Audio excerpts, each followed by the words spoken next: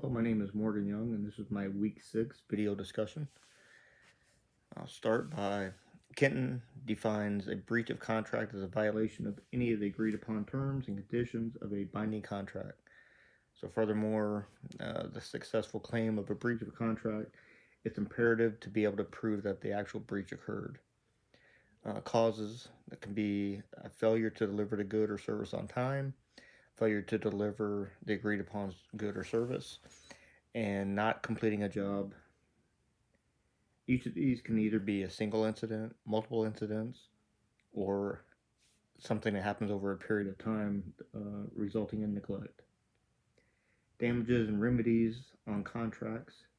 We have compensatory. The plaintiff, in this case, receives compensation in the amount equal to that would have been awarded or would have been if the contract had been successfully performed in the first place. You have actual damages, which are the amount of expected loss or the expected or loss of profits. Consequential damages resulting from the breach and not part of the contract. Liquidated damages, specifically identified inside the contract.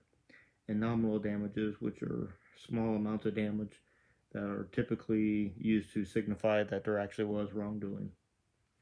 Complex licensing agreements. They can be complicated and require knowledge of both intellectual property law and goals and practicalities surrounding the contract. There's core issues to consider when creating a complex licensing agreement, and this is not an inclusive list, but the following do typically apply. Exclusivity. An agreement can be exclusive or non-exclusive. You have limitations. It can be limited to a certain period of time, type of format, or a particular industry, or within geographical bounds.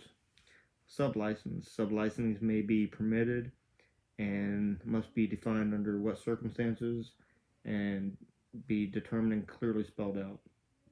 Reservation of rights. Certain rights can be reserved. Failure to add this could result in invalid license.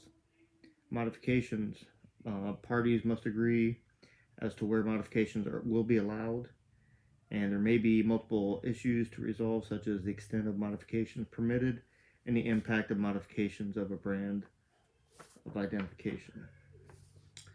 Updates. They may be necessary for an agreement to specify which type of improvements are included on a license and to what extent. Compensation. Agreements will not be only in terms of compensation, but also reporting requirements. And confidentiality.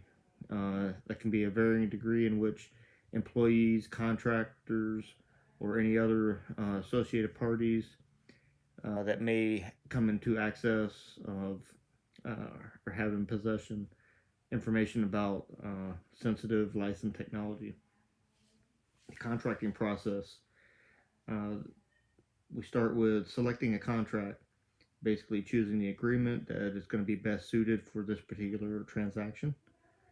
Collecting the necessary information. This includes and not limited to making sure you have the proposal, the proposed budget, the payment schedules, a statement of work, and other supporting documents that may be helpful. Step 3, you want to choose a negotiator who's going to negotiate the contract for you. Step 4, a contract review process takes place. So you will have your team actually review over the contract to make sure everything meets everything that was negotiated previously. And then the final process is actually signing of the contract. The contracting process, it can be very lengthy and complex, as previously discussed. And organizations and contractors both need a contract in place. This serves two purposes. One, it protects the interests of both parties, and it also ensures that the guidelines that are agreed upon are able to be enforced and are there to achieve the desired product. This concludes my week 6 briefing. Thank you.